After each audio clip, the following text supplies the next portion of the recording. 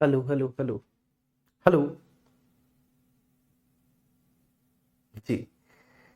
शिवानी सैनी, जय हिंद बेटा। शोहेब खान, वालेकुम अस्सलाम। Alka Sharma, very good afternoon. Preeti Bhati ji, Radhe Radhe.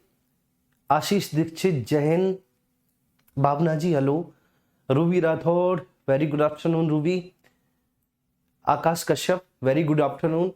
अंतिम Maurya, very good afternoon all of you. जय भोले बाबा की, रवि यादव। जय Shri Ram. Vivek Bhati ji, Divyanshu Dubey, very good afternoon. Lalit, नमस्ते जी, नमस्ते, very very good afternoon. Bhaskar Raj, नमस्ते जी। चलिए, तो आप सभी लोगों का बहुत बहुत स्वागत है, ठीक है, आपके प्यारे से प्लेटफॉर्म रोजगार विद अंकित पे, मेरे प्यारे बच्चों।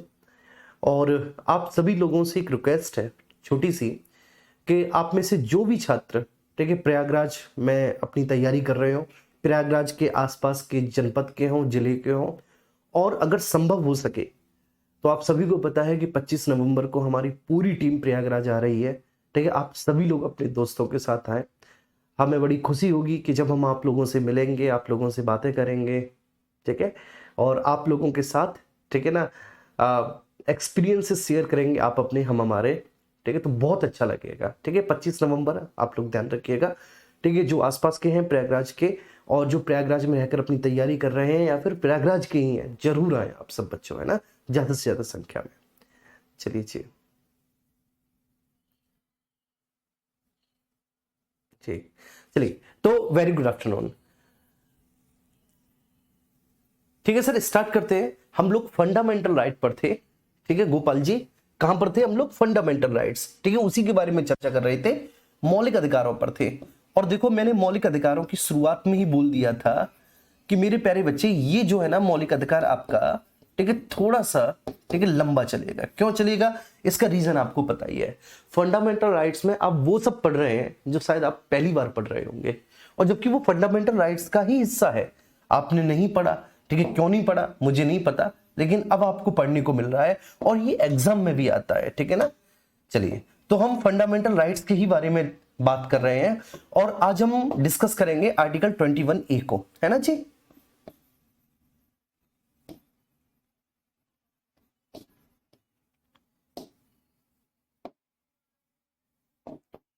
फंडामेंटल राइट्स,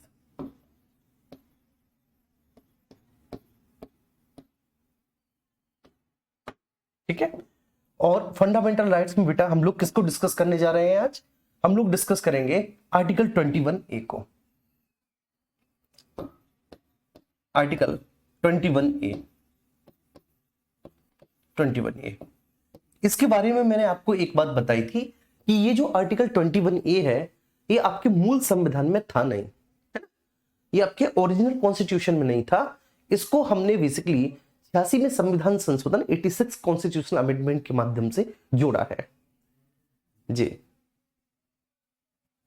चलिए, मजा आ रहा है बहुत पढ़ने में। चलिए, ठीक है, बहुत अच्छी बात है। चलो, मजा आ रहा है, बहुत बढ़िया बात है, ठीक है। अब आप लोगों से, ठीक है, मैं खूब आराम से रिव्यू लूंगा इस क्लास में, मजेदार क्लास करेंगे, ठीक है। पहले यहां पर फोकस कीजिए, देखिए, ठीक है। देखो, हमारे सामने क्या प्रॉब्लम थी, उस प्रॉब्लम को हम आपको बताते हैं, ठीक है। आर्टिकल 21A के साथ, ठीक है, जो प्रॉब्लम, ठीक है, हमने फेस की, और जिस वजह से आर्टिकल 21A को हमने, ठीक है, अपने संविधान में शामिल किया, उसकी पूरी स्टोरी हम आपको बताते हैं कि पूरी स्टोरी क्या है। तो मैं यहां पे लिख देता हूं आर्टिकल 21A, ठीक है। चलिए, अब स्टोरी ये थी कि भाई आपके डीपीएसपी में, ठीक है, भारतीय संविधान के भाग 4 में, आप सभी को पता है भाग 4 में आर्टिकल 36 से लेके 51 तक में डीपीएसपी का उल्लेख है। और डीपीएसपी के बारे में मैं आपको बता चुका हूं कि डीपीएसपी बेसिकली क्या है। डीपीएसपी नॉन इन्फोर्सिएबल है। ये बात मैंने पता नहीं आपको कितनी बार बताई होगी कि ये जो आपके directive principles of state policy है, ये अप्रवर्तनीय है। ये कैसे है सर? अप्रवर्तनीय है, ये नॉन इन्फोर्सिएबल है, अर्थात ये अवाद योग्य है, ये वाद योग्य नहीं है, ये अवाद योग्य है, और ये न्याय योग्य भी नहीं है। नहीं है कहने का आशय ये है कि हम इनके प्रावधानों को, ठीक ठीक है, कोर्ट में ले जाकर लागू नहीं करवा सकते। बस इतनी सी बात है सर, डीपीएसपी के प्रावधानों को लागू नहीं करवाया जा सकता, इसलिए बोला गया है कि ये नॉन इन्फोर्सिएबल है, ये नॉन जस्टिसेबल है। ठीक है, अंग्रेजी में लिख दो तो भैया जी कैसे है, ये नॉन इन्फोर्सिएबल, नॉन इन्फोर्सिएबल और नॉन जस्टिसेबल है।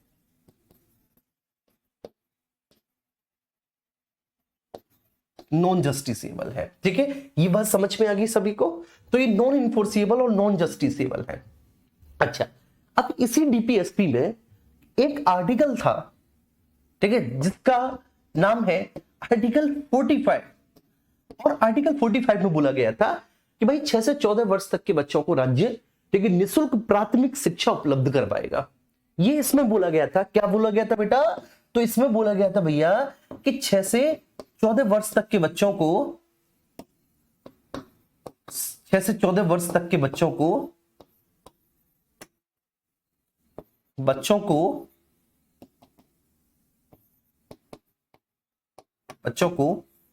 राज्य निःशुल्क प्राथमिक शिक्षा उपलब्ध करवाएगा। राज्य निःशुल्क प्राथमिक शिक्षा उपलब्ध करवाएगा। प्राथमिक शिक्षा उपलब्ध करवाएगा। मेरी बात आप समझना बहुत अच्छे से, उपलब्ध कराएगा। ठीक है, अब लेकिन भैया, ठीक है, सबसे बड़ा इश्यू है क्या? सबसे बड़ा इश्यू ये है कि जो डीपीएसपी है ना, ये डीपीएसपी नॉन इन्फोर्सिएबल है। और अगर ये डीपीएसपी नॉन इन्फोर्सिएबल है तो भैया राज्य की, ठीक है ना, बेशक राज्य पर कर्तव्य थोप दिया संविधान ने कि राज्य 6 से 14 वर्ष तक के बच्चों को निःशुल्क प्राथमिक शिक्षा उपलब्ध करवाएगा, लेकिन क्या ये राज्य पर बाध्यकारी है? एक बात बताओ आप कि आर्टिकल 45 में बोला कि 6 से 14 वर्ष तक के बच्चों को राज्य निःशुल्क प्राथमिक शिक्षा उपलब्ध करवाएगा, लेकिन क्या ये राज्य पर बाध्यकारी है? ये राज्य को बाउंड करता है कि नहीं भैया तुम्हें 6 से 14 वर्ष तक के बच्चों को निःशुल्क प्राथमिक शिक्षा देनी पड़ेगी? नहीं, राज्य पर बाध्यकारी नहीं है, क्योंकि ये डीपीएसपी का हिस्सा है। अब चूंकि ये मेरे प्यारे बच्चे डीपीएसपी का हिस्सा है, तो इसलिए ये राज्य पर कतई भी, बिल्कुल भी बाध्यकारी नहीं है। ठीक है, नहीं, ये बेटा क्या है, ये राज्य पर कतई बिल्कुल भी बाध्यकारी नहीं है। ये राज्य की इच्छा पर निर्भर करता है। अगर राज्य को लगता है तो राज्य निःशुल्क प्राथमिक शिक्षा उपलब्ध करवाएगा, राज्य को लगता है कि नहीं तो राज्य प्राथमिक शिक्षा उपलब्ध बिल्कुल भी नहीं करवाएगा। ठीक है, बिल्कुल भी नहीं करवाएगा। तो बस इतनी सी बात है कि राज्य पर बाध्यकारी कतई भी नहीं है, बिल्कुल भी नहीं है। तो इसलिए, ठीक है, इसलिए हमने एक ऐसा प्रोविजन किया, एक ऐसा प्रावधान किया कि कैसे भी करके भाई ये जो निःशुल्क प्राथमिक शिक्षा है ये कंपलसरी हो जाए, ये जरूरी हो जाए और ये जस्टिसेबल भी हो जाए। ये कंपलसरी हो जाए, जरूरी हो जाए, जस्टिसेबल भी हो जाए। क्यों? क्योंकि देखो, आप सोच के देखो कि 6 से 14 वर्ष तक के बच्चों को अगर निःशुल्क, ठीक है, हम प्राइमरी एजुकेशन दे रहे हैं, तो ऑब्वियस सी बात है हम उसको, ठीक है, राइट टू लाइफ एक तरह से, ठीक है, उसको जीवन जीने का अधिकार दे रहे हैं। और अगर किसी भी बच्चे को, ठीक है, जो 14 वर्ष से कम आयु का है, उसे उसकी प्राइमरी एजुकेशन से वंचित किया जा रहा है, तो भैया उतना ही पाप लगेगा जितना कि उस बच्चे को उसके जीवित रहने के अधिकार से वंचित किया जा रहा था। ठीक है, उतना ही पाप लगेगा। कहने का आशय यह है कि अगर किसी भी 14 वर्ष तक के बच्चे को प्राथमिक शिक्षा से वंचित किया जा रहा है, उसको प्राइमरी एजुकेशन नहीं दी जा रही, तो कुल मिलाकर एक तरह से अगर हम देखें तो उसके, ठीक, राइट टू लाइफ, जीवन जीने के अधिकार से ही उसको वंचित किया जा रहा है। तो इतना जरूरी था। लेकिन दिक्कत क्या थी? डीपीएसपी में था। अब डीपीएसपी में था तो राज्य पर बाध्यकारी नहीं था।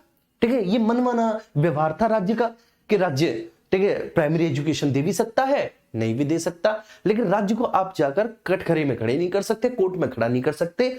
तो इसलिए आर्टिकल 45 के, ठीक है, इस पूरे कंटेंट को,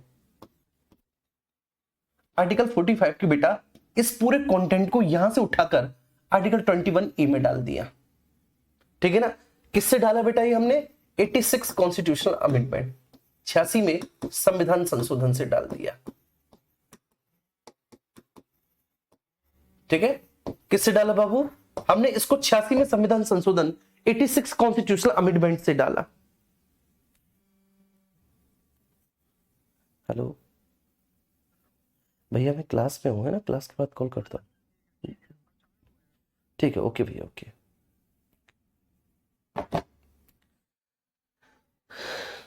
चलिए ठीक है, तो हमने बेटा इसको 86 में संविधान संशोधन 2002 के माध्यम से डाला। क्लियर है इसके विषय को। अब आर्टिकल 21A का सब्जेक्ट क्या हो गया, वही जो ये है।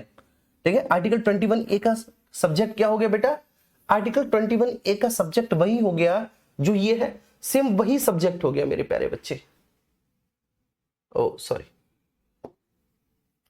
ठीक है, तो इसका सब्जेक्ट क्या हो गया, इसका सब्जेक्ट वही हो गया बेटा जो आर्टिकल 45 का है। मतलब ठीक है, मजबूरी ये थी कि हमारे संविधान में डीपीएसपी के अंतर्गत आर्टिकल 45 था, जिसने 6 से 14 वर्ष तक के बच्चों को निःशुल्क प्राइमरी एजुकेशन का अधिकार दे रखा था। लेकिन ये राज्य पर बाध्यकारी नहीं है, क्योंकि डीपीएसपी को लागू नहीं कराया जा सकता, डीपीएसपी के प्रावधानों को। तो हमारी मजबूरी ये थी कि अगर हमें 6 से 14 वर्ष तक के आयु के बच्चे को प्राइमरी एजुकेशन देनी है, तो इसके इस प्रोविजन को हम डीपीएसपी से हटाकर फंडामेंटल राइट में डाल दें, क्योंकि फंडामेंटल राइट के जो प्रोविजंस हैं, जो मौलिक अधिकार के प्रावधान हैं, वो जस्टिफिएबल है। ठीक है ना, वो कैसे है बेटा, वो जस्टिफिएबल है। और अगर वो जस्टिफिएबल है तो हमने डाल दिया, ठीक है, इसमें डाल दिया, और हमने यहां पे लिख दिया भैया, ठीक है, कि 6 से 14 वर्ष तक की आयु के बच्चे को निःशुल्क प्राथमिक शिक्षा का अधिकार, 6 से 14 वर्ष तक के आयु के बच्चे को निःशुल्क प्राथमिक शिक्षा का अधिकार, बच्चे को निःशुल्क प्राथमिक शिक्षा का अधिकार,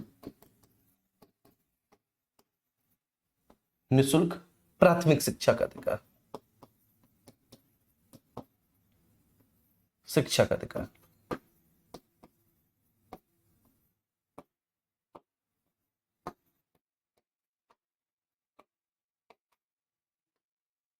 ठीक है, ध्यान रखना।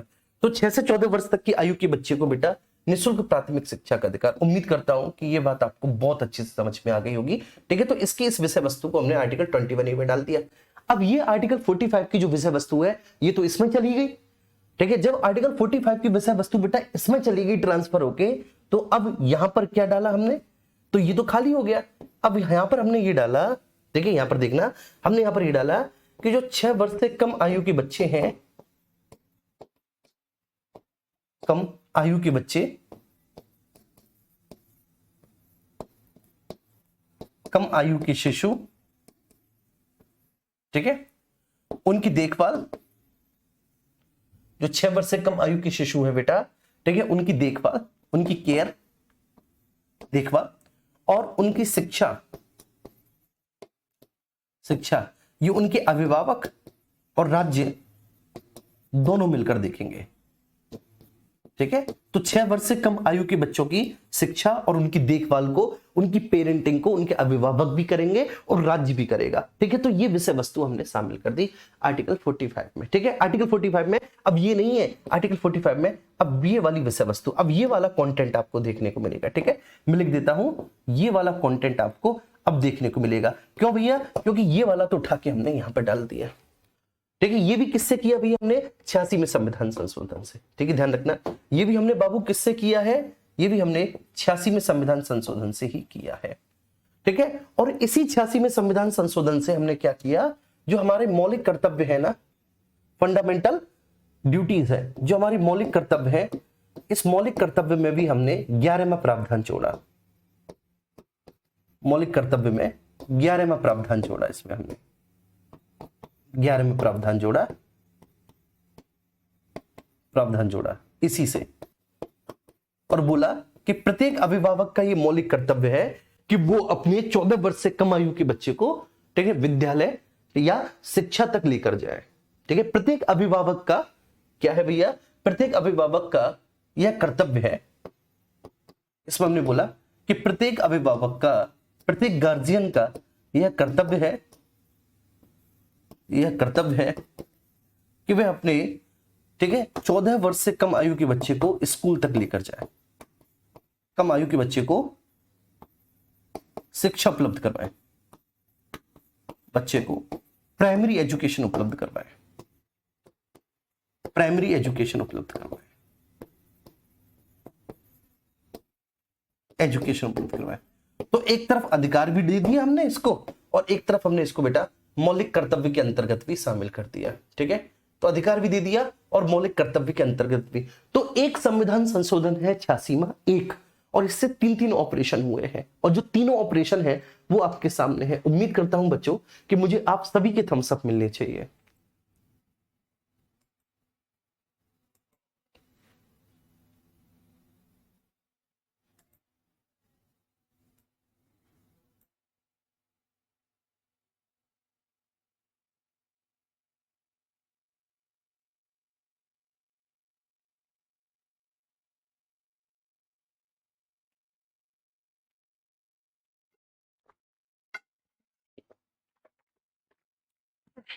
जी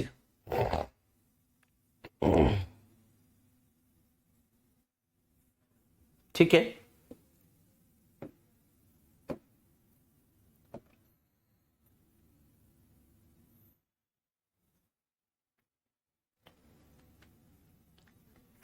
जी रिजवान हुसैन कह रहे हैं सर जी आपने मेरा सलाम नहीं लिया। भैया अस्सलाम वालेकुम, ले लिया आपका भी सलाम।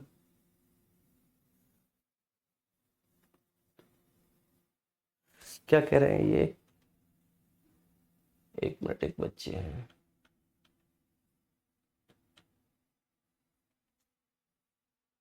चलिए, एकदम लाजवाब,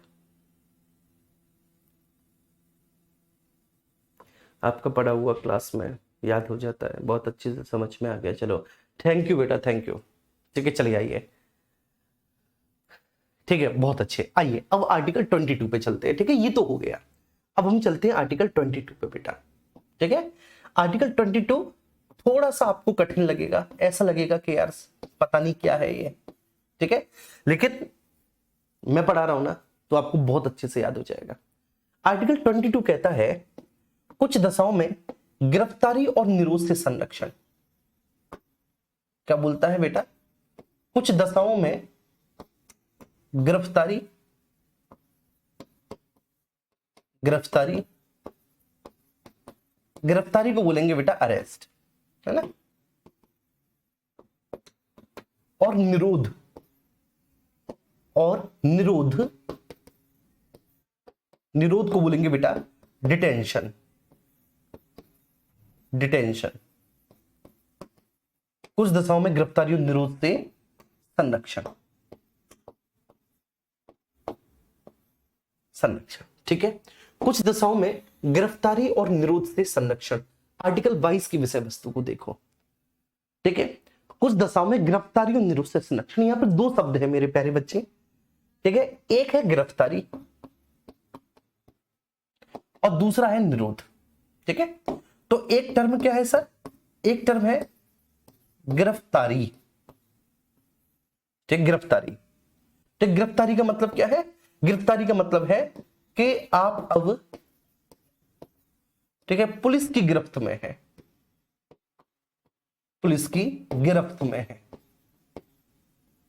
गिरफ्त में है। ठीक है, देखो गिरफ्तारी का मतलब ये नहीं होता कि आपने अपराधी किया है, ये ध्यान रखना। ठीक है, अगर आप पुलिस की गिरफ्त में हैं तो ये जरूरी नहीं कि आप अपराधी हैं, ये बात समझ लेना आप बहुत अच्छे से। क्लियर है ना। जैसे मान के चलिए किसी ने मेरे विरुद्ध झूठी एफआईआर करवा दी, आमतौर पे गांव में बड़ा होता है।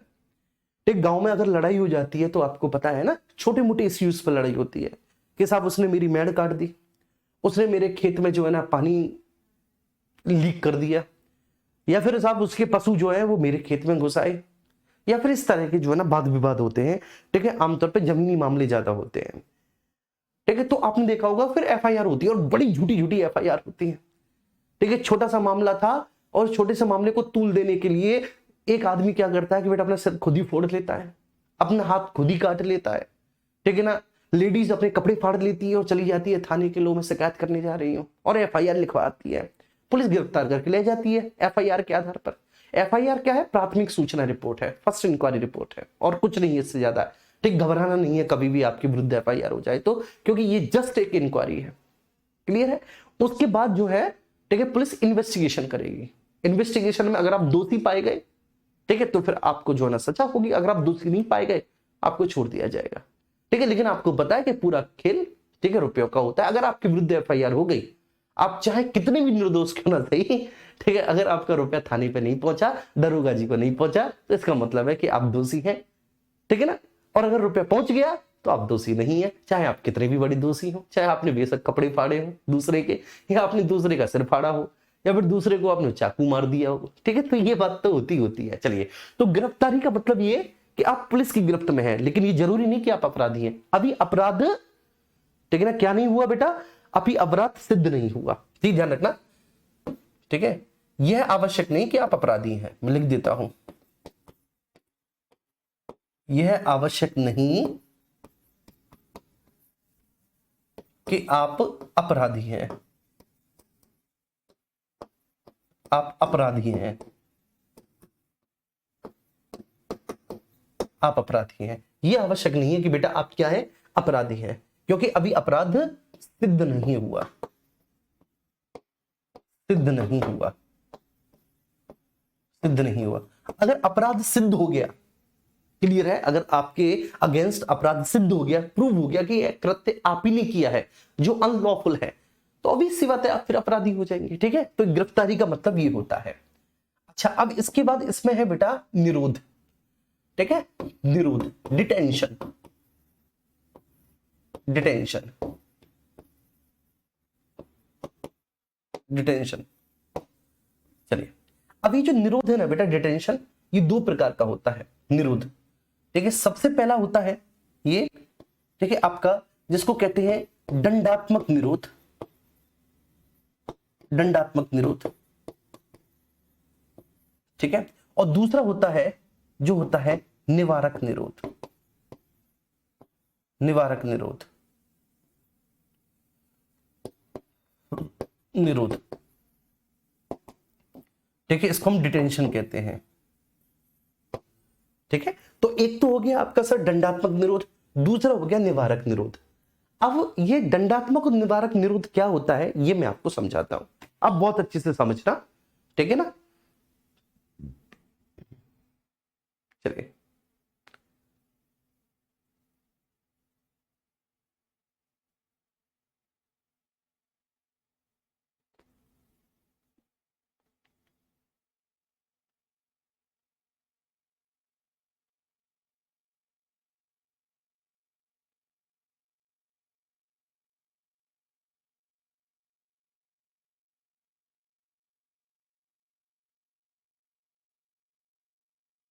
चलिए ठीक है, आपके कमेंट भी देख लिए, आइए अब यहां पर देखो, ठीक है, मैंने क्या बोला सर, डिटेंशन, ठीक है। Detention have two types, detention दो प्रकार का है, निरोध दो प्रकार का है, पहला है दंडात्मक और दूसरा है निवारक, ठीक है। चलिए, अब यहां पर ये देखेंगे सर, सबसे पहले हम आएंगे दंडात्मक निरोध पर, ठीक है। प्लीज आप लोग यहां पर फोकस कीजिए।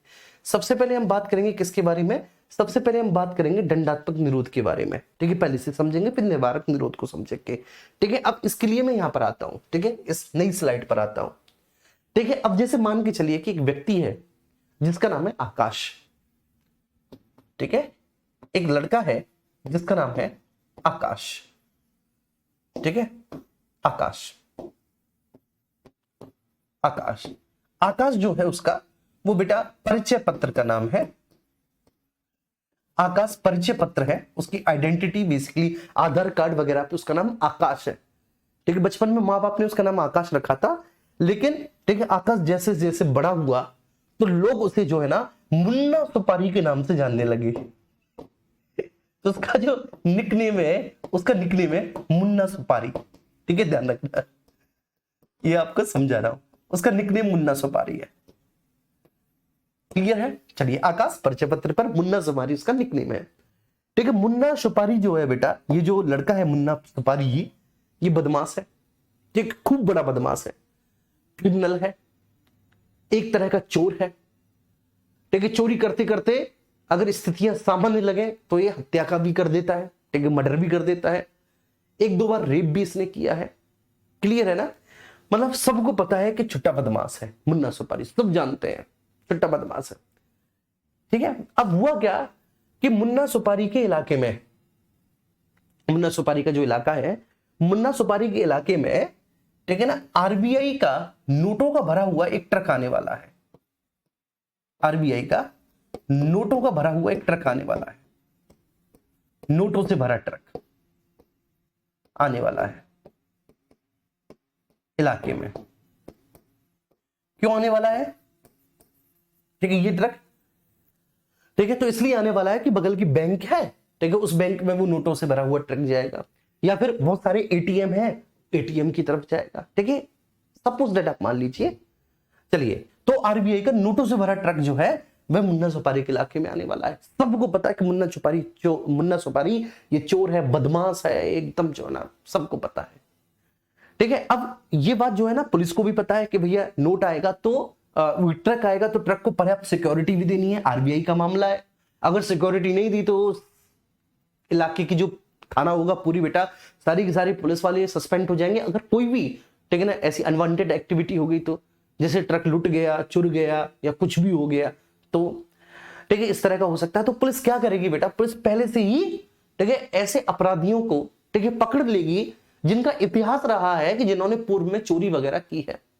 ठीक है, पहले से ही पकड़ लेगी, मतलब इसलिए पकड़ लेगी क्योंकि कृत्य, ठीक है ना, जो बेसिकली गिरफ्तारी है, गिरफ्तारी एक्ट होने से पहले ही कर ली जाए। क्लियर है बेटा, गिरफ्तारी को एक्ट होने से पहले ही कर लिया जाए जिससे कि कोई अनलॉफुल एक्ट ना हो। जैसे एक छोटा सा एग्जांपल मैं आपको लेके बताता हूं, ये बात आपको समझ में आ गई होगी। एक और अच्छा एग्जांपल लेता हूं क्योंकि ऐसा होता है। ठीक है, ये आरबीआई का ट्रक आया किसी भी बैंक में, ये तो, ठीक है ना, कभी नहीं होता। ठीक है, ये मैंने 4 एग्जांपल बता दिया, लेकिन एक ऐसी चीज जो होती है ये मैं बता रहा हूं। जैसे कोई भी बेटा धार्मिक यात्रा निकलती है, ये देखना, कोई भी धार्मिक यात्रा निकलती है, ठीक है, जैसे कि लाइक आपकी, ठीक है, राम बारात, ठीक है, गणेश चतुर्थी पे जो यात्रा निकलती है, ऐसी इस तरह की ये धार्मिक यात्राएं आमतौर पर निकलती रहती हैं। ये धार्मिक यात्रा, धार्मिक जुलूस वगैरह ये। अब ये जो मुन्ना सुपारी है, मुन्ना सुपारी का रिकॉर्ड है।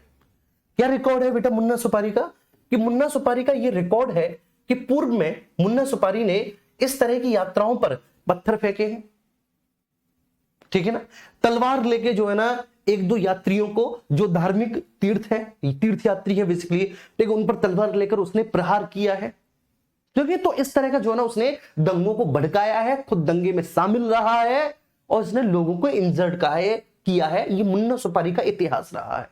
ठीक है, सब जानते हैं कि मुन्ना सुपारी क्या है। ठीक है, मुन्ना सुपारी एक क्रिमिनल है, और एक ऐसा क्रिमिनल है, ये तभी एक्टिवेट हो जाता है बेसिकली, ठीक है, जब कोई धार्मिक यात्रा निकले। तो धार्मिक यात्रा में दंगा को भड़काना, लोगों को भड़काना, उन पर पत्थर फेंकना, गोले फेंकना, ठीक है, बारूद फेंकना, ये सब इसके काम है। ये पूर्व में भी ऐसे काम कर चुका है। अब इस साल भी धार्मिक यात्रा निकलने वाली है।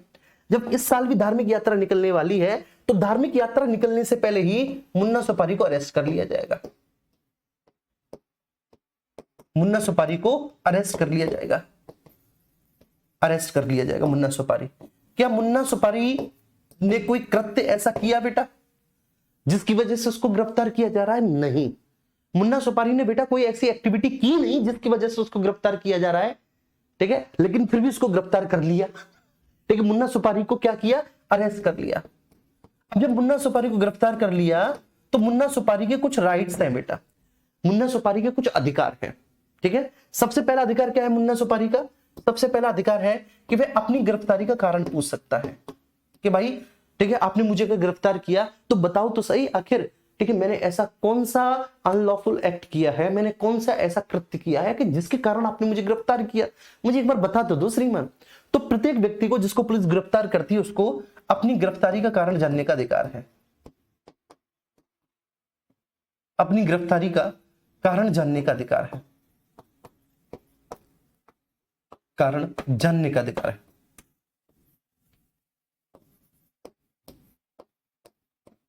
अधिकार है,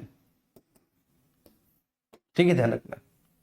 ठीक है, तो अपनी गिरफ्तारी का कारण जानने का अधिकार है हर एक व्यक्ति को जिसने, ठीक है, जिसको पुलिस ने गिरफ्तार किया है। तो जैसे ही पुलिस ने गिरफ्तार किया वो सबसे पहली बात यही पूछेगा, श्रीमान आप ये तो बता दो कि आपने मुझे गिरफ्तार किया क्यों है।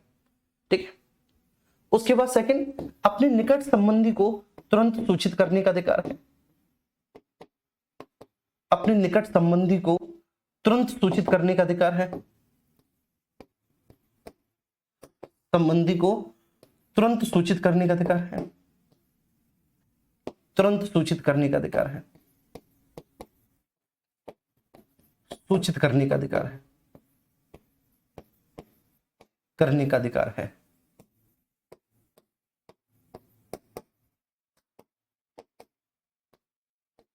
तुरंत सूचित करने का अधिकार अपने निकट संबंधी को बेटा, ठीक है। तो मतलब गिरफ्तार हुए तो तुरंत आप पुलिस वाले से कहो कि साहब मेरे पापा को, मेरी मम्मी को, मेरी वाइफ को, मेरी बहन को, मेरे भैया को सूचित करो कि ऐसे ऐसे आपने मुझे गिरफ्तार कर लिया है। तो अपने निकट संबंधी को तुरंत बेटा इन्फॉर्म करने का अधिकार है आपको, ठीक है ना। और हाँ, पुलिस वाला फोन करवाएगा बेटा, या फिर कोई कांस्टेबल भेजकर आपके घर पे बताएगा कि आपको गिरफ्तार कर लिया गया है, ठीक है। दिस इज ट्रू, ठीक है, क्लियर है। ये पुलिस वाले को करना ही पड़ेगा। और साथ ही साथ फिर 24 घंटे के भीतर आपको मजिस्ट्रेट के सामने प्रस्तुत करेगा पुलिस वाला। तो 24 घंटे के भीतर मजिस्ट्रेट के समक्ष प्रस्तुत करने का अधिकार, 24 घंटे के भीतर मजिस्ट्रेट के समक्ष प्रस्तुत करने का अधिकार, भीतर मजिस्ट्रेट के समक्ष प्रस्तुत करने का अधिकार, प्रस्तुत करने का अधिकार, करने का अधिकार।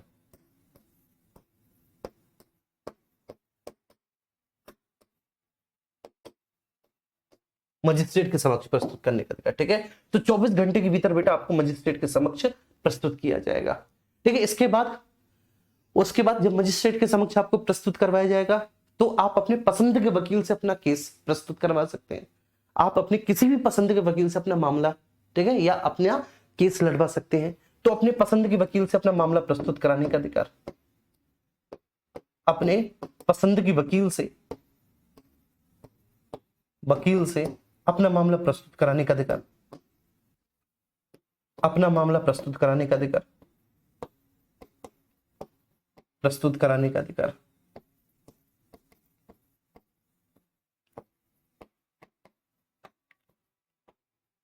का अधिकार, ठीक है बाबू। तो अपने पसंद के वकील से अपना मामला प्रस्तुत कराने का अधिकार, ये बात ध्यान रखना।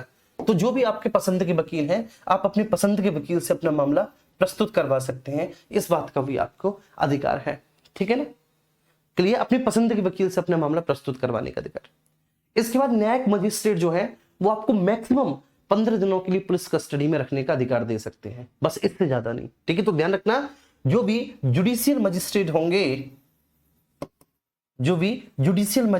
होंगे, मेरे प्यारे बच्चे, मजिस्ट्रेट, वह आपको, ठीक है, पुलिस कस्टडी में रखने के लिए अधिकतम 15 दिन की मोहलत दे सकते हैं। पुलिस कस्टडी में रखने के लिए, ठीक है, 15 दिन की मोहलत दे सकते हैं, 15 दिन, इससे ज्यादा नहीं, 15 दिन की। तो कुल मिलाकर ये सब आपके अधिकार है। देखो, आप अपराधी नहीं है, आपको गिरफ्तार किया गया है, ये बात आप समझ लेना। आप अपराधी नहीं है बेटा, आपको गिरफ्तार किया गया है। तो जैसे ही पुलिस वाला आए, ठीक है, और आपसे कहे कि यू आर अंडर अरेस्ट, ठीक है, अपने हाथ ऊपर कर दो, यू आर अंडर अरेस्ट, कर लो भैया अपने हाथ ऊपर, ऐसे पीछे घूम जाओ और कह दो कि लो साहब, ठीक है ना, ठीक है, अच्छी बात है, कर लो हमें गिरफ्तार। लेकिन सबसे पहले आप ये पूछोगे, साहब श्रीमान मुझे एक बात बता दो कि मुझे गिरफ्तार आपने किया क्यों। वो बताएगा कि साहब इस वजह से हमने आपको गिरफ्तार किया, क्योंकि आपके अगेंस्ट पूर्व में भी ऐसे केसेस हैं जहां पर यह प्रूव हो चुका है कि आपने इस तरह की धार्मिक यात्राओं पर पथराव किया, डंडे बरसाए, ठीक है, लठ बरसाए, तलवारबाजी की, ठीक है। तो अब धार्मिक यात्रा निकलने वाली है, तो इसलिए हम पहले ही आपको गिरफ्तार कर लें, इस वजह से, क्योंकि अगर आपको हमने खुला छोड़ दिया तो फिर आप फिर से ये काम करेंगे, इसलिए हम आपको गिरफ्तार कर रहे हैं कि अच्छा ठीक है। तो फिर देखिए, तुरंत मुन्ना सुपारी कहेगा कि ऐसा है, ठीक है, मेरी गर्लफ्रेंड को सूचित कर दो, ठीक है। मुन्ना सुपारी की गर्लफ्रेंड है, ठीक है ना, कालिया आटा, सपोज कि मेरी गर्लफ्रेंड है कालिया आटा, उसको सूचित कर दो बेचारी को, ठीक है, वो मेरा इंतजार करेगी शाम को कि मुन्ना सुपारी आएगा। चलो तो ठीक है, पुलिस वाले ने, ठीक है, कालिया आटा का फोन नंबर लिया और उसकी गर्लफ्रेंड को भी सूचित कर देगा, भाई ऐसे ऐसे मुन्ना सुपारी को गिरफ्तार करके जा रहे हैं। बात समझ पा रही है। उसके बाद मुन्ना सुपारी को 24 घंटे के भीतर मजिस्ट्रेट के समक्ष प्रस्तुत करवाया जाएगा। 24 घंटे के भीतर मजिस्ट्रेट साहब कहेंगे कि साहब आपने क्या अपराध किया है, कि साहब अपराध कुछ नहीं किया। पुलिस वाला कहेगा ये अपराध कर सकता था क्योंकि इसने पूर्व में ऐसा अपराध किया है, तो अपराध वो ना हो, वो कृत्य ना हो, इस वजह से हमने, ठीक है, पहले से ही अपराधी को पकड़ लिया। कहने का आशय यह है कि निवारक निरोध क्या होता है मेरे प्यारे बच्चे, ठीक है, निवारक निरोध क्या होता है? निवारक निरोध का मतलब है, ये बात ध्यान रखना, यहां पर मैंने बताया निवारक निरोध का मतलब ये है कि बेटा ठीक है, कोई भी अनलॉफुल एक्टिविटी ना हो, कोई भी अनलॉफुल एक्टिविटी ना हो, कोई भी अनलॉफुल एक्टिविटी ना हो, ना हो, ना हो, ठीक है, उससे पहले ही, उससे पहले ही, पहले ही, ठीक है ना, डिटेंशन में, डिटेंशन में लोगों को लिया जा सके, लोगों को लिया जा सके, लिया जा सके। बात समझ में आ रही है? तो भैया पहले से ही हमने डिटेंशन में लोगों को ले लिया, क्यों? क्योंकि वो अनलॉफुल एक्टिविटी ना हो। राम बारात निकले तो राम बारात पर बेटा पत्थर ना बरसाए, गणेश चतुर्थी पे पत्थर ना बरसाए, पृथ्वीराज चौहान की जयंती निकले, महाराणा प्रताप की जयंती निकले, उस पर कोई ठीक है पत्थरबाजी ना हो, आमतौर पर ऐसे पत्थरबाजी, ठीक है। तो हमने उन लोगों को पहले से ही गिरफ्तार कर लिया जो पूर्व में ऐसे काम करते हुए आए हैं। अब जब उनको हमने पहले से ही गिरफ्तार कर लिया तो इस बात के अब बहुत बड़े चांसेस है कि हाँ अब ये जो है ना राम बारात या गणेश चतुर्थी कोई भी धार्मिक यात्रा है वो बहुत आराम से निकल सकती है, बहुत आराम से जा सकती है, ठीक है। अब कोई दिक्कत वाली बात नहीं है, क्लियर है? ये होता है निवारक निरोध कि अनलॉफुल एक्टिविटी ना हो, मतलब कोई भी अनलॉफुल एक्टिविटी होने से पहले ही ठीक है व्यक्ति को गिरफ्तार कर लेना, उसको डिटेंशन में ले लेना, लोगों को डिटेंशन में ले लेना, ठीक है। ये बात क्लियर है? ये निवारक निरोध है, इसको प्रिवेंटिव डिटेंशन कहते हैं। निवारक निरोध को क्या कहते हैं? Preventive detention. दंडात्मक निरोध क्या है? दंडात्मक निरोध ये है बेटा कि अनलॉफुल, अनलॉफुल एक्टिविटी हो चुकी है, एक्टिविटी हो चुकी है, मतलब राम बारात, गणेश चतुर्थी या फिर किसी भी जयंती पर पत्थरबाजी हो चुकी है, ठीक है, उस पर किसी एक समुदाय विशेष के लोगों ने पथराव कर दिया है, ठीक है। मैं फॉर एग्जांपल आपको बता रहा हूं, ठीक है, उस पर पथराव कर दिया है, ये मुहर्रम निकल रहे हैं, ताजिए निकल रहे हैं, तो ताजिए पर पथराव हो चुका है, दोनों ही पक्ष की बात कर देता हूं, ठीक है। तो हो चुका है, पथराव हो चुका है, पत्थरबाजी हो चुकी है, डंडे चल चुके हैं, तलवारें निकल चुकी हैं, लोग घायल हो चुके हैं, एक वेंटिलेटर पे पड़ा हुआ है, बहुत बुरा माहौल है, ठीक है, पूरे जिले में ठीक है एकदम दंगा की सी स्थिति है, धारा 144 लागू है, लोगों को घर से ठीक है निकलने के लिए पूरी तरीके से मना कर दिया गया है, 5 लोग इकट्ठे एक साथ नहीं हो सकते, क्लियर है? क्योंकि एक्टिविटी हो चुकी है। अब ठीक है लोगों को गिरफ्तार किया जाएगा जो जो उसमें संलिप्त थे, सीसीटीवी इमेज के आधार पर, चश्मदीदों के गवाहों के आधार पर गिरफ्तार किया जाएगा कि कौन कौन था जिसने इस तरह का एक्ट किया, कौन कौन था जिसने इस तरह का एक्ट किया बेटा। तो वो दंडात्मक निरोध है। मतलब दंडात्मक निरोध का मतलब है कि अनलॉफुल एक्टिविटी हो चुकी है, अब हो चुकी है, तो जब अनलॉफुल एक्टिविटी बेटा हो चुकी है, ये बात ध्यान रखना, जब अनलॉफुल एक्टिविटी हो चुकी है, अनलॉफुल एक्टिविटी हो गई है, तो आपको गिरफ्तार किया जाएगा, तब आपको क्या किया जाएगा? अरेस्ट किया जाएगा, क्योंकि अनलॉफुल एक्टिविटी हो चुकी है। जब आपको अरेस्ट किया जाएगा तो 2 ही आधार होंगे, पहला आधार होगा कि एविडेंस है आपके खिलाफ, तब आपको गिरफ्तार किया जा रहा है, बात समझ में आ रही है? एविडेंस है आपके खिलाफ तब आपको गिरफ्तार किया जा रहा है, पुख्ता एविडेंस।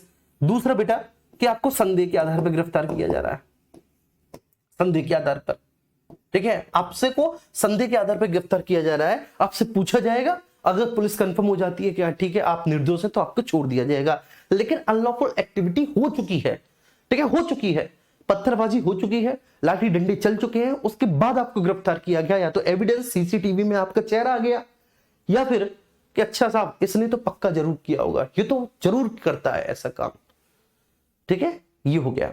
और बेटा प्रिवेंटिव डिटेंशन क्या है? निवारक निरोध क्या है? कि वो एक्टिविटी ना हो, ठीक है, पहले से ही पुलिस ने बेटा अपना जो है ना ठीक है सेफ जोन इख्तियार कर लिया, ठीक है भाई, अनलॉफुल एक्टिविटी ना हो, किसी भी सूरत में ऐसी एक्टिविटी ना हो। तो पूर्व में ठीक है ऐसे लोग जो इस मामले में सजा काट चुके हैं उनको पहले से गिरफ्तार कर लिया कि अगर इनको गिरफ्तार कर लिया तो फिर भैया ये केस होगा ही नहीं, ऐसा कोई भी एक्टिविटी होगी ही नहीं। उम्मीद करता हूं, ठीक है। अब आर्टिकल 22 के अंतर्गत ठीक है मैंने अपना धार्मिक यात्रा राम बारात गणेश चतुर्थी पे मुन्ना सफारी पर ये आरोप है कि वो बेसिकली क्रिमिनल है और वो ये सारे काम करता है, ठीक है। अब मैं इसको मिटा देता हूं, इसका कोई मतलब नहीं है, और इस स्लाइड को भी मैं डिलीट कर देता हूं, ठीक है। तो आर्टिकल 22 के अंतर्गत बेटा क्या क्या अधिकार है जिस व्यक्ति को गिरफ्तार किया जा रहा है? ये सारे अधिकार। जिसको गिरफ्तार किया जा रहा है उसको ये सारे अधिकार है। उम्मीद करता हूं आपको समझ में आ गया होगा। अब हम चलते हैं मौलिक अधिकारों के अगले वर्ग पर, आर्टिकल 23 से 24, जिसको बोलते हैं शोषण के विरुद्ध अधिकार। शोषण के विरुद्ध अधिकार, विरुद्ध अधिकार।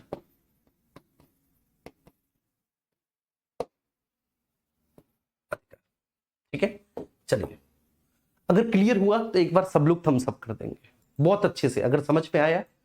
ठीक है, और ये आप लोगों को पढ़ना भी तो है ना, तो आपका ये कॉन्सेप्ट क्लियर हो गया। अब आप आगे आईपीसी पढ़े या फिर सीआरपीसी पढ़े, जो भी आप पढ़े, ठीक है, आगे, ठीक है, मूल विधि आप जो भी पढ़े आपको बहुत अच्छे से समझ में आ जाएगा जी।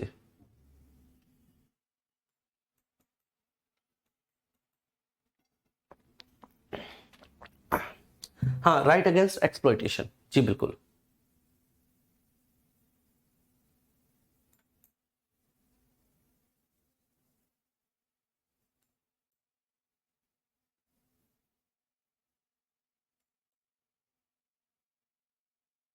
देखो, ये हमारे एक साथी हैं अवतार सिंह, इनका नाम है OTAR सिंह। ये जय हो लिख रहे हैं, जय हो। पूरा 1 महीने में मूल अधिकार होंगे। अवतार सिंह, तुम क्या चाहते हो, एक दिन में खत्म करा दूं? हम्म,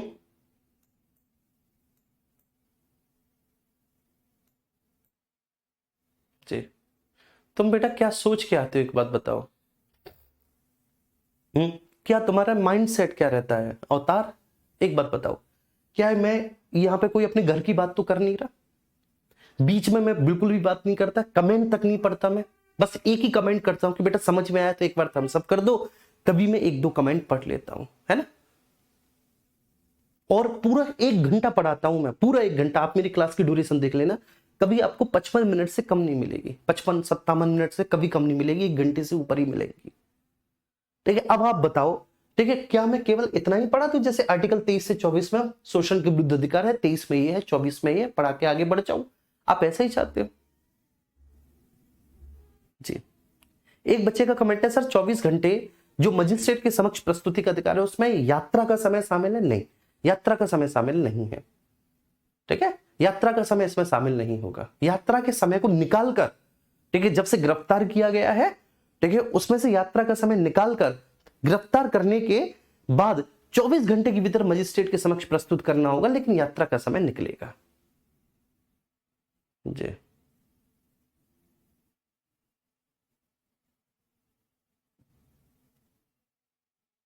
शहजाद आलम नहीं यार, शहजाद जी।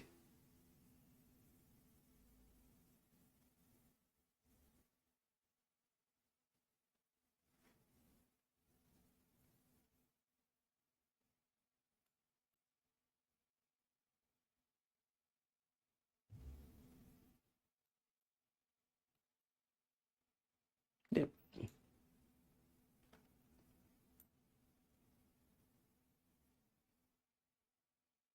चलो अवतार सिंह, आज तुम्हें हम देखेंगे ठीक है, तुम्हें बताएंगे हम। तुम तो कमेंट करके चल दिए, ठीक है, अब तुम्हें, अब हम, ठीक है ना, बताएंगे आराम से अच्छे से। चलो, ठीक है, ये कौन सी बात होती है यार तुम्हारी? ठीक है, मैं यहाँ पर कोई ऐसा तो है नहीं कि मैं यहाँ पर बगल वाली आंटी की तरह बात कर रहा हूँ कि हाय बहना तुम्हारे घर में का बो, ठीक है, तुम्हारा छोरा आज कैसे लड़ रहे हो अपनी बीबी तय, पढ़ा ही रहा हूं चलिए, तो आर्टिकल 23 से 24, ठीक है, ये है आपका शोषण के विरुद्ध अधिकार। ठीक है, अब ये शोषण मतलब, ठीक है, राइट अगेंस्ट, ठीक है, एक्सप्लॉयटेशन, शोषण के विरुद्ध अधिकार। अब ये जो शोषण के विरुद्ध अधिकार है, इसमें आर्टिकल 23 तो आपने सुना ही होगा। ठीक है, अब वो 23 जो है वो बड़ा, ठीक है, एक्सक्लूसिव है बेसिकली, और बड़ा जबरदस्त आर्टिकल है आर्टिकल 23। आर्टिकल 23 क्या कहता है? आर्टिकल 23 कहता है मानव का दुर्व्यापार, मानव का दुर्व्यापार, व्यापार, बेगार और बलात्श्रम का प्रतिषेध, बलात्श्रम का प्रतिषेध, प्रतिषेध, प्रोहिबिशन ऑफ ह्यूमन ट्रैफिकिंग, ठीक है, फोर्स एम्प्लॉयमेंट, क्लियर है बेटा। और बेगार, बेगार को इंग्लिश में क्या कहते हैं, मेरे अभी दिमाग से निकल गया ये। चलिए, तो तीन चीजों का पूरी तरह से प्रोहिबिशन किया गया है, तीन चीजों का पूरी तरीके से प्रोहिबिशन किया गया है। वो तीन चीजें क्या है बेटा, मानव का दुर्व्यापार, बेगार और बलाश्रम का प्रतिषेध। वह तीन चीजें हैं जिनका पूरी तरह से प्रोहिबिशन किया गया है। अच्छा ध्यान रखना कि ये बेसिकली राज्य के साथ साथ प्राइवेट व्यक्तियों पर भी लागू है। ठीक है, राज्य तो कर ही नहीं सकता, लेकिन बेटा प्राइवेट व्यक्ति भी नहीं कर सकता। राज्य के साथ साथ प्राइवेट व्यक्ति, ये दोनों पर लागू है। ठीक है, मानव का दुर्व्यापार, बेगार और बलाश्रम का प्रतिषेध। मानव का दुर्व्यापार, बेगार और बलाश्रम का प्रतिषेध। अब यहां पर सबसे पहले देखते हैं बेटा मानव का दुर्व्यापार।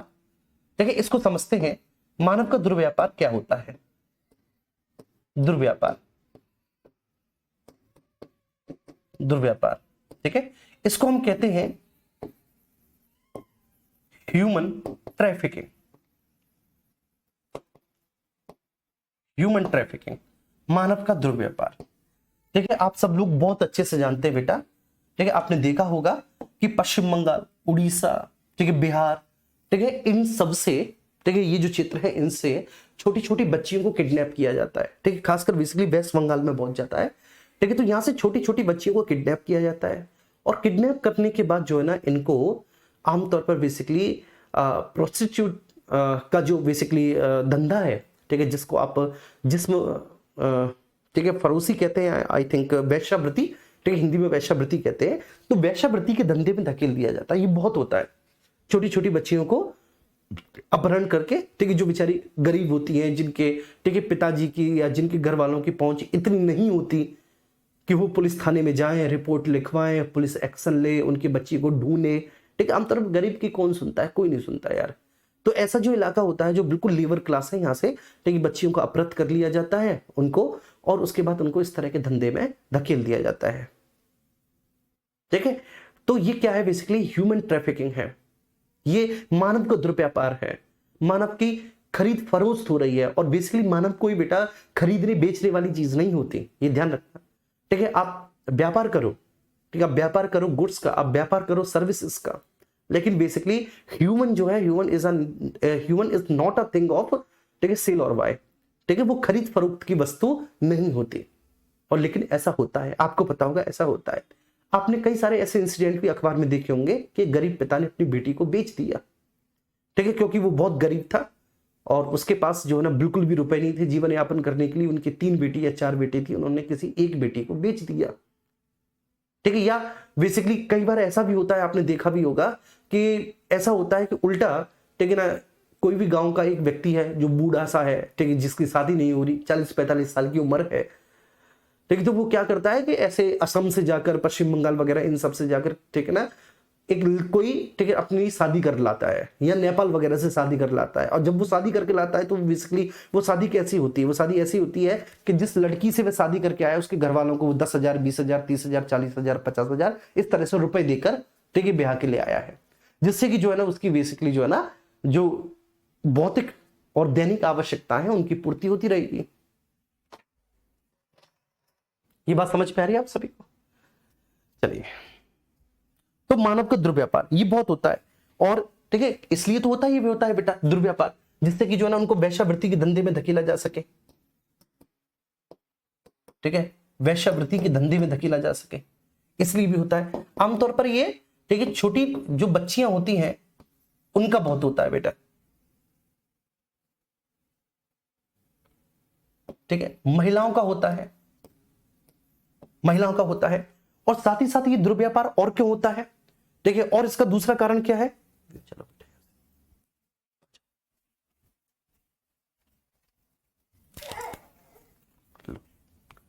चलो बेटा यहां से चलो। तो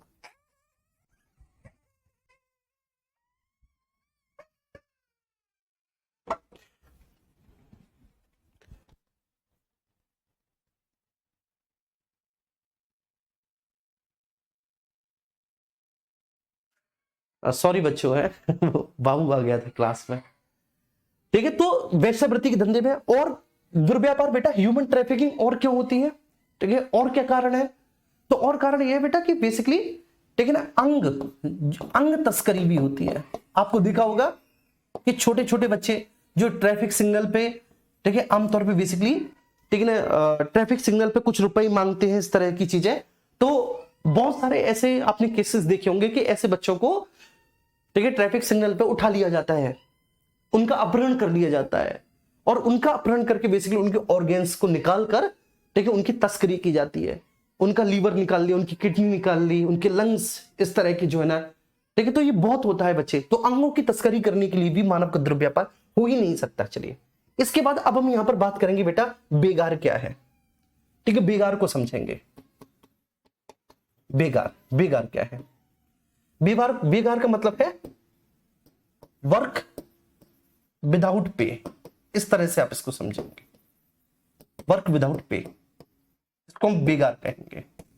जैसे बेगार क्या है मैं आपको बताऊं, आपने गांव में सुना होगा कि जैसे कोई काम कर रहा है, ठीक है, आमतौर पे मेरी पापा कहते थे, जैसे पापा ने बोल दिया कि यार ऐसा करना भाई, बोल रही झाड़ू लगा दे यार, ठीक है, या फिर कुछ बोल दिया यार गाड़ी साफ कर दे भाई, मैं निकल रहा हूं, या फिर ऐसे करके, और मतलब मेरा मन है नहीं, मेरा मन नहीं है, मैं ऐसे करके कर रहा हूं, ऐसा, तो वो बोल देते हैं भाई क्यों बेकार कर रहा है।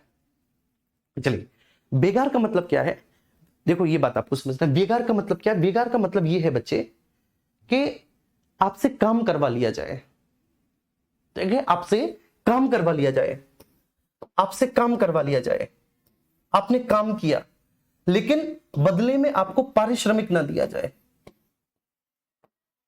बदले में आपको पारिश्रमिक ना दिया जाए, पारिश्रमिक ना दिया जाए।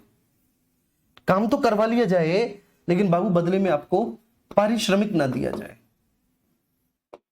मेहनताना ना दिया जाए,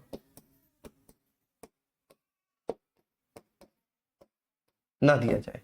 इसको हम क्या कहेंगे? बेगार कहेंगे, ठीक है। आपसे काम करवा लिया लेकिन बदले में आपको मेहनताना नहीं दिया, पारिश्रमिक नहीं दिया, ठीक है, वर्क विदाउट पे, इसको हम बेगार कहते हैं, ठीक है। मैं आपको बात बताऊं, ये हकीकत बात बता रहा हूं बेटा, कोई हाइपरबोल नहीं, कोई अतिशयोक्ति नहीं। ये पहले बड़ा चलता था गांव में, ठीक है। अब जैसे मैं कभी भी बोला, जैसे मैं अस्पृश्यता पे बोला, मैं आर्टिकल 15 क्लॉज 2 पे बोला, कुएं तालाबों में, ठीक है ना, इस तरह के जो सार्वजनिक उपागम जो होते हैं, ठीक है, वहां पर किसी भी तरह का कोई भेदभाव नहीं हो सकता। तो जब मैंने बोला, कई बच्चों के मुझको टेलीग्राम पे मैसेज आए, सर आप एक कास्ट को बेसिकली टारगेट करते हैं, ठीक है, आप इनको देखो। मैं केवल समझाता हूं आपको, ठीक है, और मैं समझाता इसलिए हूं क्योंकि आप, ठीक है, इन सारे फंडामेंटल राइट्स को प्रैक्टिकली बेसिकली जी सके, ठीक है, इस वजह से प्रैक्टिकल। और आपने एक एक फंडामेंटल राइट जो पढ़ा होगा ना, वो आपको, ठीक है, रटने की जरूरत नहीं पड़ी होगी, वो आपको आत्मसात, वो आपको याद हुआ होगा क्लास में, मैं गारंटी के साथ बता रहा हूं। और लगा के देख लेना, पीसीएस, आरओ वगैरह, ठीक है, इनके क्वेश्चंस को आप लगा के देखना, आप हवा में उड़ा दोगे पॉलिटी के क्वेश्चंस को। ज्यादा बड़ी बात नहीं कर रहा बेटा, ठीक है, हवा में उड़ा दोगे तो ये लगेगा कि पॉलिटी कुछ है ही नहीं। तो इसलिए, ठीक है, ये तरीका है मेरा पढ़ाने का। मैं एग्जांपल देता हूं, कुछ ऐसे भी एग्जांपल देता हूं जो बेसिकली रियल लाइफ से बिलोंग नहीं करते, लेकिन फिर भी आपको समझाने, कुछ जो रियल लाइफ से बिलोंग करते हैं ऐसे। अब मैं आपको बेगार बताऊं, बेगार ऐसा खूब होता था, ठीक है। बेसिकली क्या होता था गांव में, कि गांव में जैसे मान के चले, गांव में आमतौर पे, गांव में मोस्टली गांव ऐसे होते हैं जिसपे, ठीक है, सभी कास्ट एक साथ रहती हैं, ठीक है, लेकिन उन कास्ट के अपने अपने अपने अपने मोहल्ले होते हैं। सब ये मोहल्ला ना, ये मोहल्ला फला कास्ट का, ये फला कास्ट का, ये फला का, ये फला का, ऐसे करके ये मोहल्ले होते हैं, ठीक है। तो ये होता है, ठीक है, आमतौर पर कि ये होता हुआ आया है, बेसिकली ये होता हुआ आया है। और ये क्या होता हुआ आया है कि जैसे कोई सवर्ण है, ठीक है, तो वो जो सवर्ण है ना, जैसे उनको किसी भी चीज की जरूरत है, जैसे उनको लगना है कि यार आज हमारे यहाँ पे इधर झाड़ू नहीं लगी, ठीक है, या फिर ये नहीं हुआ, वो नहीं हुआ, ये कमरा गंदा पड़ा है, या पशुओं का चारा नहीं कटा, इस तरह से। और वहां से उनके घर के दरवाजे के सामने से निकल के, मान के चलिए कोई, ठीक है, वंचित और शोषित वर्ग के, जो पिछड़े वर्ग के हैं, कोई वो निकल के जा रहे हैं, कोई व्यक्ति निकल के जा रहे हैं, मैं जाति के नाम से संबोधित नहीं करूंगा, वो निकल के जा रहे हैं, ठीक है। तो आवाज दे ली, अब भाई यहाँ पे आ जा, क्या बाबूजी बताओ, अरे यार ने कहा हमारा चारा कर दियो। ये बेटा, ये भाईचारे में नहीं हुआ, आप इसको ये मत सोचना सर गांव में तो ऐसा होता है आमतौर पे। गांव में तो, ठीक है, जैसे मैंने आपको एक एग्जांपल दिया था कि जब गांव में छान छबती है, ठीक, किसी की, ठीक, झोंपड़ी के ऊपर जब छान डलती है, उसकी रूफ डलती है, तो वहां पर वो भ्रातृत्व है, वहां पर वो भाईचारे का बात है कि जब एक दूसरे के कार्यों में सहयोग करते हैं।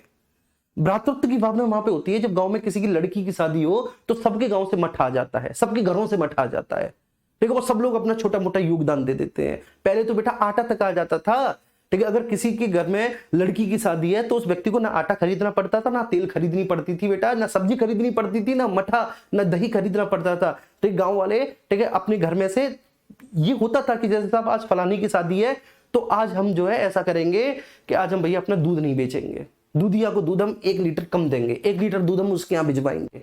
ये होता था, वो भ्रातृत्व है, वो भाईचारा है, ठीक है, वो फ्रेटर्निटी है। लेकिन यहां पर क्या है, बेसिकली यहां पर एक मानसिकता काम कर रही है कि कोई व्यक्ति निकल के जा रहा है जो आपको पता है इस क्लास से बिलोंग करता है, बुला लो यार, ठीक है, ये तो काम करते हुए आए हैं, बुला लिया, अब भाई कुटी कर दियो भाई, पसुन के लिए चारा गुद दियो भाई, अब भाई वो कमरा ने साफ कर दियो, इस तरह से उसने कमरा साफ किया, बाबूजी हो गया, ठीक है भाई, पानी पानी पिला दिया अपना, चलो ठीक है बाबूजी, अच्छा ठीक है ओके। उसको कुछ दिया भी नहीं, कुछ नहीं दिया उसको। और अगर आपको ये लगता हो ना कि सर हाइपरबोल, अतिशयोक्ति, बेटा मैं गांव में ज्यादा रहा नहीं हूं, मैं आपको सच्ची बात बताऊं, लेकिन मैं जितना भी रहा, ठीक है, मैंने अपने आंखों के सामने ये इंसिडेंट होते हुए देखे, कभी बड़े बूढ़े से सुने नहीं, ये जो मैंने खुद देखे हैं ये मैं वो बता रहा हूं। और आप जितना पूर्व की तरफ जाओगे ना, उत्तर प्रदेश के आप जितने पूर्वांचल में जाओगे उतना ये ज्यादा है, पश्चिमी उत्तर प्रदेश में कम है। और जबकि मैं बेसिकली मध्य उत्तर प्रदेश के आसपास के क्षेत्रों से आता हूं, मध्य और पश्चिमी उत्तर प्रदेश के बीच में आता हूं, ये चीजें मैंने देखी हैं, ठीक है। तो ये क्या है बेटा, ये बेकार ही तो है, ये बेकार है कि बेसिकली आपको काम करवा दिया आपसे, लेकिन बदले में आपको कोई भी पारिश्रमिक नहीं दिया। हाँ, कुछ लोग ऐसे होते हैं कि हाँ भाई आजा काम कर दे, बदले में बेटा पारिश्रमिक दे दिया, उसका 100 रुपए दे दिए, 200 रुपए दे दिए उसको, ठीक है 5 किलो गेहूं दे दिया, उसको आटा दे दिया, ठीक है, उसको कुछ और दे दिया। तो ऐसा भी होता है मेरे प्यारे बच्चे, ऐसा भी होता है, ठीक है। हमारे यहाँ ये बेटा बेकार हमारे गांव में इतना होता था, इतना होता था हमारे गांव में बेकार, मैं कसम खा के बता रहा हूं आपको, ठीक है। एक जाति विशेष ने, ठीक है ना, सवर्णों के मोहल्ले से निकलना इसलिए बंद कर दिया था क्योंकि वो बेसिकली बुला लेते कि भाई आ जाना, कि यार ने हाथ बटवा दे, ऐसे करके हाथ बटवाने के चक्कर में पूरा काम कर लिया।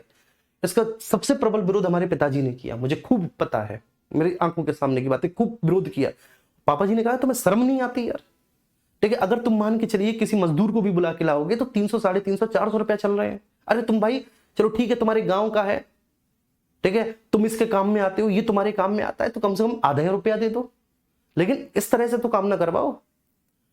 ये कोई तुम्हारा, ठीक है, बापोती थोड़ी नहीं, ये तुम्हारा कोई इस तरह का कोई मालिकाना हक थोड़ी नहीं है कि नहीं भाई तुम बुलाओगे वो काम करेगा। और ऐसा हुआ भी, फिर लोगों ने आना ही बंद कर दिया, निकलना बंद कर दिया वहां से। या फिर कोई तो ऐसा था कि जो फिर भी नहीं माना, वो कहता कि भाई आ, वो मना कर दे, चल मैं नहीं आ रहा, ठीक है, ऐसे भी, और बहुत अच्छा हुआ। लेकिन ये बेगार होता है। बेगार का मतलब क्या है बेटा, बेगार का मतलब है कि काम करवा लिया जाए, बदले में पारिश्रमिक ना दिया जाए, ठीक है। अब इसके बाद मैं बात करूंगा फोर्स एम्प्लॉयमेंट, बलात्श्रम।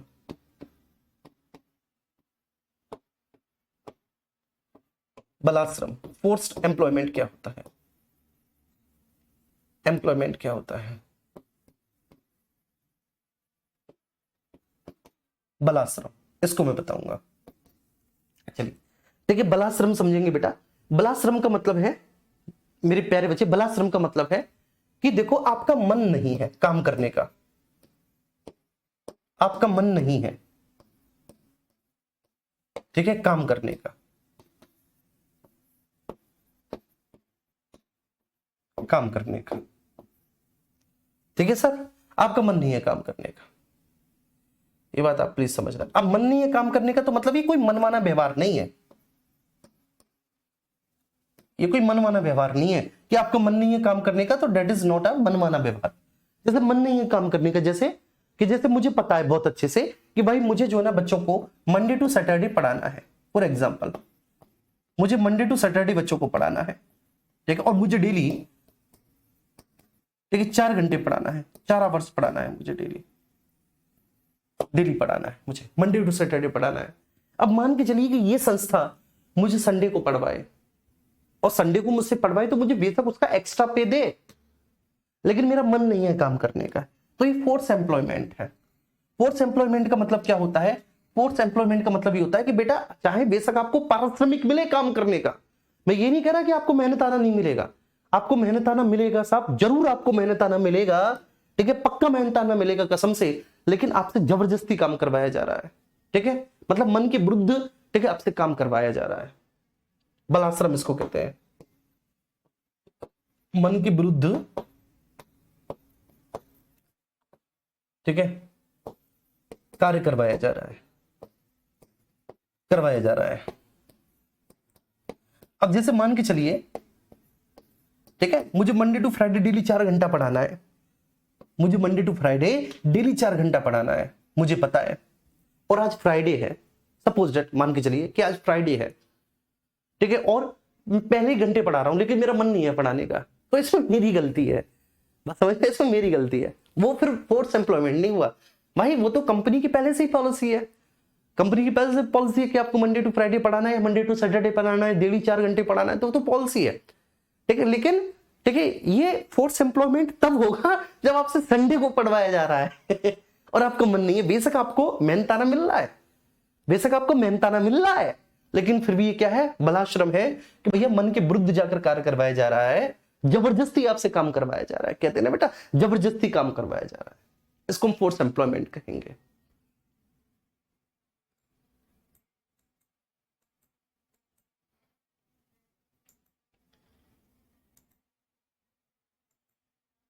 जी ठीक है। अब देखो, ये जो आर्टिकल 23 है, आर्टिकल 23 के बेटा 2 क्लॉज है, ये तो आपने कभी पढ़ा भी नहीं होगा कि आर्टिकल 23 के 2 क्लॉज है। सबसे पहला क्लॉज तो यही है कि मानव का दुर्व्यापार, बेगार, बलाश्रम उल्लंघनीय, ठीक है, मानव का दुर्व्यापार, बेगार और बलाश्रम, ठीक है, एक अपराध है, ठीक है, पूरी तरह से बोला है कि मानव का दुर्व्यापार, बेगार और बलाश्रम अपराध है 23 क्लॉज 1 में। मानव का दुर्व्यापार, बेगार और बलाश्रम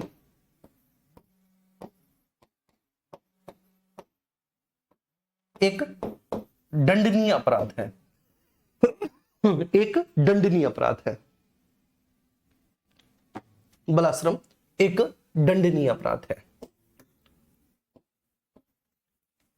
तो मानव का दुर्व्यापार, बेगार, बलाश्रम बेटा एक दंडनीय अपराध है।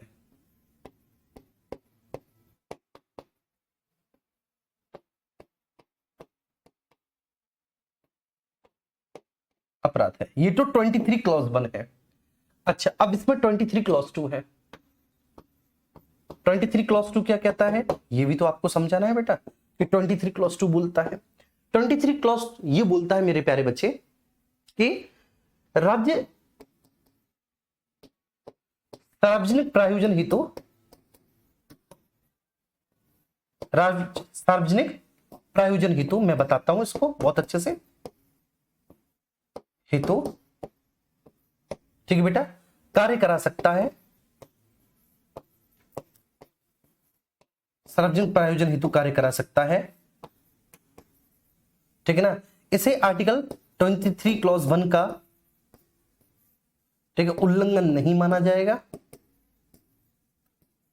नहीं माना जाएगा, माना जाएगा, माना जाएगा, ठीक है। तो राज्य सार्वजनिक प्रयोजन हेतु बेटा कार्य करा सकता है, इसको आर्टिकल 23 क्लॉज 1 का उल्लंघन नहीं माना जाएगा। लेकिन राज्य धर्म, जाति, मूल वंश और वर्ग के आधार पर कोई भेदभाव नहीं करेगा, ठीक है। ये बात ध्यान रखना कि राज्य,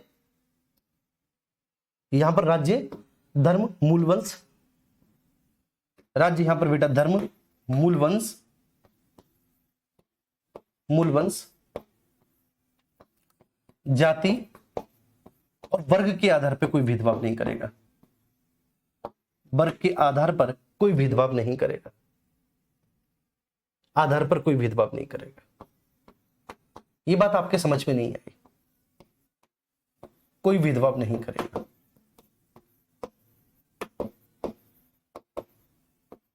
नहीं करेगा।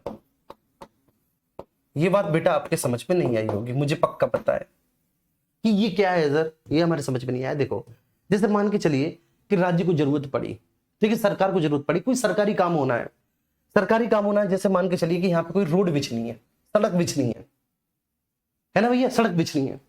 अब ये जो है जहां पे सड़क बिछनी है, बड़ा दुर्गम इलाका है, ये बेटा बड़ा दुर्गम इलाका है, ठीक है, पूरा हिली एरिया है, हिली एरिया है, यहां पर बाहर से लेबर नहीं लाई जा सकती, लेबर नहीं लाई जा सकती, बहुत मुश्किल है लेबर को लाना। तो उस ठीक है हिली एरिया के आसपास के जो गांव के लोग हैं, उन गांव के लोगों से सभी से सरकार कह सकती है कि भाई तुम सब लोगों को क्या करवाना है, यहां पे रोड डलवाना है, रोड डलवाना है। अब कोई ये नहीं कहेगा कि साहब आप हमसे जबरदस्ती रोड डलवा रहे हो, आप बेशक हमको रुपया दोगे, भाई सरकार जो रुपया लेबर्स को देगी बेशक वो इन गांव के लोगों को देगी, बेशक सरकार रुपया दे, बात समझ में आ रही है, या फिर सरकार रुपया ना भी दे, तो आप इसे ये नहीं कह सकते कि सरकार बेकार कर रही है, बला श्रम कर रही है। आप इसको बेटा ये नहीं कह सकते कि सरकार बेकार कर रही है या बला श्रम कर रही है, आप ये नहीं बोल सकते। क्यों नहीं बोल सकते? क्योंकि बेटा ये सार्वजनिक प्रयोजन के लिए किया जा रहा सरकारी कार्य है। क्लियर है? हाँ, लेकिन वहां पर सरकार जो है, वहां पे जो राज्य है, वो ये भेदभाव नहीं करेगा कि राज्य कह दे कि भाई केवल व केवल हिंदू लोग ही रोड डालेंगे, बाकी के अन्य धर्म के रोड नहीं डालेंगे, या फिर केवल व केवल भाई ऐसा करेंगे ब्राह्मण ही लोग रोड डालेंगे, किसी अन्य जाति के लोग रोड नहीं डालेंगे, या फिर इस मूल वंश के लोग ही रोड डालेंगे, बाकी के अन्य मूल वंश के लोग रोड नहीं डालेंगे।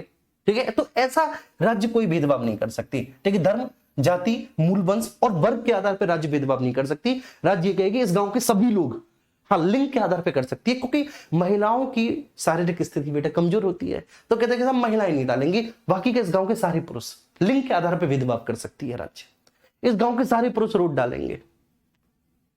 क्लियर है? अब चाहे सरकार रुपया दे या नहीं दे, ठीक है, आप ये नहीं कह सकते कि सरकार हमारे आर्टिकल 23 क्लॉज 1 का उल्लंघन कर रही है। क्यों कर रही है? क्योंकि सरकार बेटा सार्वजनिक प्रयोजन के लिए ऐसा कर सकती है। ठीक है, ऐसा कर सकती है। उम्मीद करता हूं बच्चों आपको जबरदस्त तरीके से समझ में आया होगा।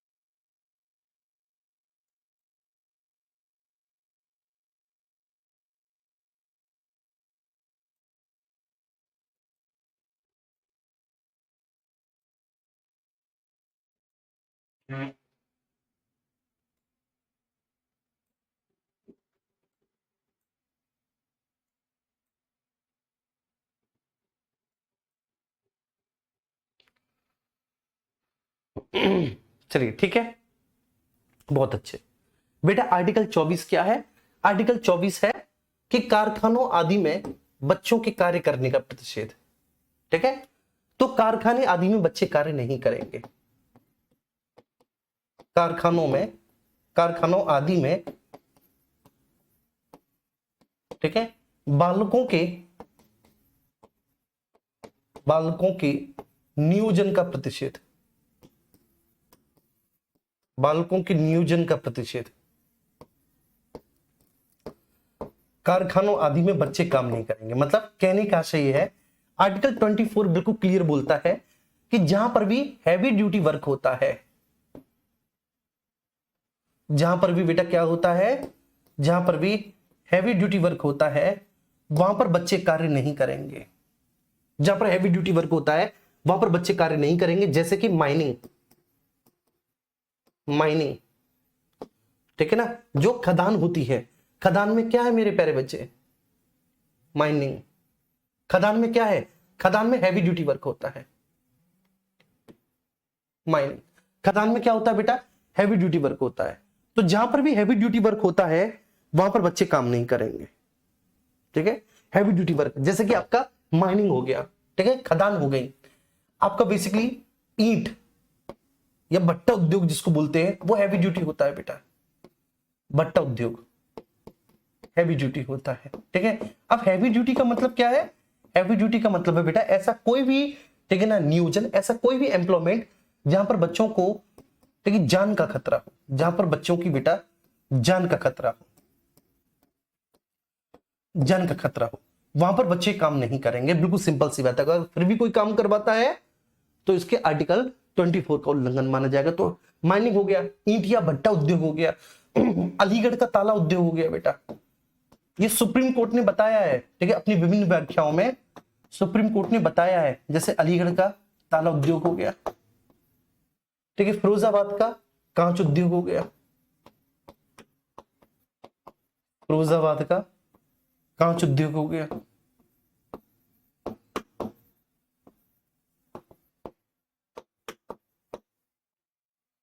कांच उद्योग हो गया, अलीगढ़ का ताला उद्योग हो गया, ईंट ऑब्लिक भट्टा उद्योग हो गया, ठीक है, माइनिंग हो गया आपका, ठीक है, और भी इसमें बहुत सारे उद्योग आ जाएंगे भैया, ठीक है, सब बच्चे, ठीक है, इसी में आ जाएंगे, ठीक है, मतलब जहां पर भी हैवी ड्यूटी वर्क हो रहा है, जहां पर भी हैवी ड्यूटी वर्क हो रहा है, जहां पर बच्चों की जान माल का खतरा हो मेरे प्यारे बच्चे, ठीक है, ध्यान रखना, ठीक है, कारखाने हो गए, ठीक है, आपकी ईंट या भट्टा उद्योग हो गया, खान हो गया, या फिर बेसिकली अन्य किसी परिसंकट में स्थान, कोई भी परिसंकट में स्थान, परिसंकट में स्थान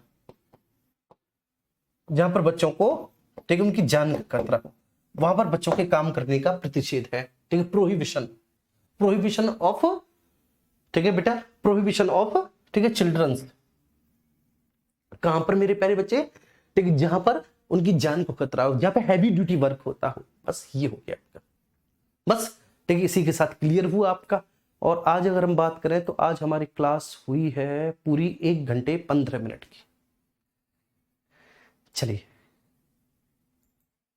ठीक है बाबू, सर सच में जितनी तारीफ की जाए उतनी कम है, आप पॉलिटी को बहुत आसान भाषा में समझा देते हैं।